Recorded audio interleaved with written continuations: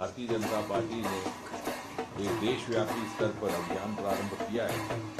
संविधान पर्व जिसका नाम रखा गया है और जागरूकता पैदा करनी कि संविधान के प्रमुख बिंदु क्या हैं और संविधान का संरक्षण करने, उसके मूल्यों का पालन करने, उसकी मर्यादाओं को बरकरार रखने और उसकी विरासत को अगली पीढ़ी तक पहुंचाने के लिए गत 10-11 वर्षों में प्रधानमंत्री मोदी जी के व्यक्तिगत हस्तक्षेप से उनके द्वारा और उनकी सरकार के द्वारा क्या क्या भिन्न भिन्न कार्य किए गए, कुछ एक मील के पत्थर भी रहे।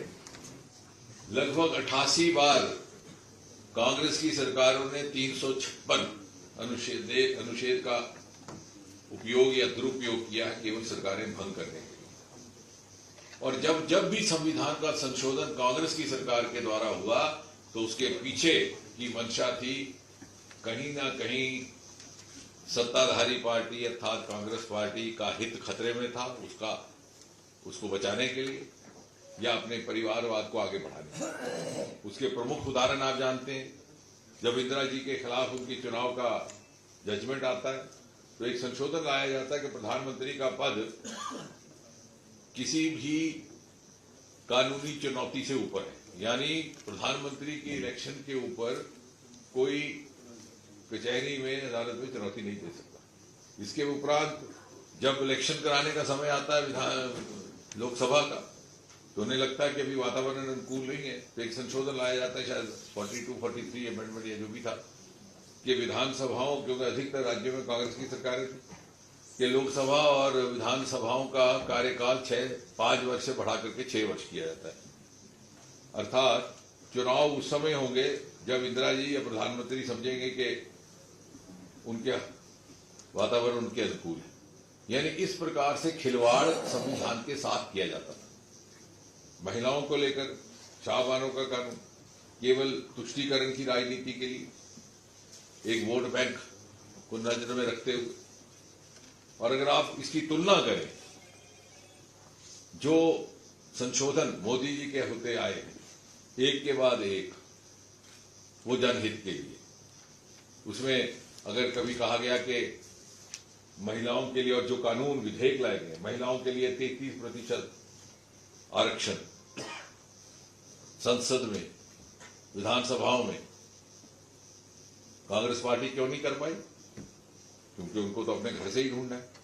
बेटा बेटी, बेटी ना हो तो बेटी का बेटा, जब बेटी का दामाद, तो वो बाहर तो जा ही नहीं सकते थे। कैसे बर्दाश्त करते कि किसी दूसरे परिवार की बेटियां आ जाए, बैठ जाए वहां। जहां वहां आप अभी जिक्र हो रहा था शाहबानों के कानून का, यहां देखिए ट्रिपल तलाक, तुष्टीकरण की राजनीति ये करते रहे, लेकिन इनके पापों का प्रायश्चित मोदी जी ने किया, जो उस समाज की बहनों के साथ जो अन्याय हो रहा था उसके लिए। इसी प्रकार EWS का लाया, इकोनॉमिक वीकर सेक्शन, आप क्यों नहीं ला सकते थे? आप तो गरीबी हटाओ कब से कह रहे थे 4 करोड़, लेकिन आपने गरीबी के नाम पर वोट लिया, उसको गरीब रहने दिया ताकि उसकी गुर्बत को आप शोषित कर सके। इस सरकार ने गरीब को सशक्त किया कि वो अपनी रोजगार स्वयं कमा सके। लाल किले से मोदी जी ने आह्वान किया स्टार्टअप इंडिया। इस देश में स्टार्टअप की संख्या मात्र 350 थी। लोगों को समझ भी नहीं था कि स्टार्टअप शब्द का अर्थ क्या। आज बढ़कर के उसकी संख्या 1.5 लाख से ऊपर हो गई और दुनिया में हम तीसरे दर्जे पे खड़ा हो गए। इसका मतलब है कि हमारे युवाओं में प्रतिभा भी थी, योग्यता भी थी, काबिलियत भी थी, मेहनत करने का मादा भी था, लेकिन आपने अपनी परिवारवाद को बरकरार रखने के लिए उनको पीछे रखा और दुहाई दे रहे अम्बेडकर जी को चुनाव अगर हरवाने का काम किया तो आपने किया। 1952 बाई इलेक्शन हरवाने का काम किया तो आपने किया। जब उनका स्वर्गवास होता है दिल्ली में तो उनके मृतक शरीर का निरादर किया तो आपने किया, और उसके बदले में उनको मुंबई जाकर उनका संस्कार हुआ। इस सरकार ने तो नहीं ऐसा किया, बल्कि 5 स्थल शनाख्त किए जिनका ताल्लुक मोदी जी के साथ था। महाऊ जहां उनकी पैदाइश हुई मध्य प्रदेश, लंदन जहां उनकी तालीम तरबियत हुई, शिक्षा हुई, उन्होंने ग्रहण की, दिल्ली जहां उनका स्वर्गवास हुआ, मुंबई जहां उनका संस्कार हुआ। और इस प्रकार से 5 स्थानों पर उनके स्मारक बनाने का काम हुआ। दिल्ली में डॉक्टर अम्बेडकर इंटरनेशनल सेंटर स्थापित किया गया। आपने वो भारत रत्न किसको दिया? नेहरू जी को दिया। अभी वो प्रधानमंत्री थे, खुद ही अपने आप को भारत रत्न देते। फिर किसको दिया? इंदिरा जी को दिया। वो प्रधानमंत्री थी, खुद ही अपने आप को भारत रत्न देती। फिर किसको दिया? राजीव गांधी को दिया। अब सोनिया गांधी को भी देने वाले थे, लेकिन सरकार बदल गई सन 2014 में, तो बच गए आप लोग। राहुल गांधी तैयार हैं लेने के लिए, लेकिन अभी आप लोग मौका नहीं दे रहे उनको। लेकिन अम्बेडकर को इस काबिल नहीं समझा। अम्बेडकर को एनडीए की सरकार ने भारत रत्न दिया, और आप हमें कह रहे हैं कि हम अम्बेडकर का निरादर करते हैं। और अब ये नया शगुफा जो मीडिया में फैलाने की कोशिश हो रही है कि साहब मनमोहन सिंह जी का उचित सम्मान नहीं किया गया उनके स्वर्गवास के बाद, तो आपने क्या किया? मनमोहन सिंह जी जब प्रधानमंत्री थे तो उनके कागज लेकर के मीडिया के आगे फाड़े और ऐसे अपशब्द इस्तेमाल किए कि भाई ये किस बेअक्ल ने लिखा, ड्राफ्ट किया। और अब जब उनका संस्कार भी हुआ तो दूसरे उनकी अस्थियां लेने तो आपके वैसे कोई गया भी नहीं। मोदी जी ने मनमोहन सिंह जी को भी सम्मान दिया, अम्बेडकर को भी दिया, पटेल को भी दिया, शास्त्री को भी दिया। अपने परिवार के, अपने संगठन के वो नेता वरिष्ठ जिनको आप भूल चुके थे, मोदी जी ने मुख्यमंत्री होते हुए, प्रधानमंत्री बनने से पहले भव्य मूर्ति स्थापित की गुजरात में सरदार पटेल की। यानी आपके पार्टी के नेता जिनको आपने सोचा था कि भूल जाए लोग ताकि आपके परिवार की प्रभु सत्ता बनी रहे, उनको मोदी जी ने उचित सम्मान दिया, आपके पापों का प्रायश्चित किया। लेकिन आपको यह भी बर्दाश्त नहीं है कि मेरे पापों का प्रायश्चित कोई दूसरा कर दे। और ये बात चूंकि 3 पीढ़ियां बदल गई आजादी के बाद, तो ये समझते हैं कि ये सोशल मीडिया के शगुफों की जगह ये एक गलत परसेप्शन फैलाने में कामयाब हो जाएंगे। लेकिन हम भी राजनीति में बैठे हैं, उनकी बुलाने नहीं देंगे।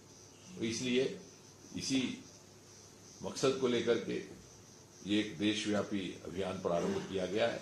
आज इसका की शुरुआत प्रदेश स्तर पर हुई है।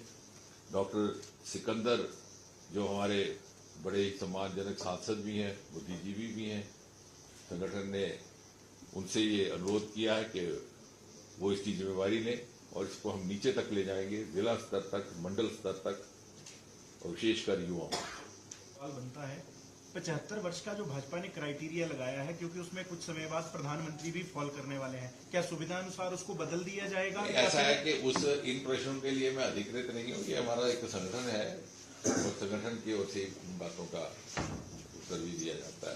Thank you very much. धन्यवाद। आपकी पार्टी ने भी ये नारा दिया था, तो आपको लगता है कि जो ये चर्चा देश भर में छिड़ी थी, इसका इम्पैक्ट इन चुनावों पर भी रहा?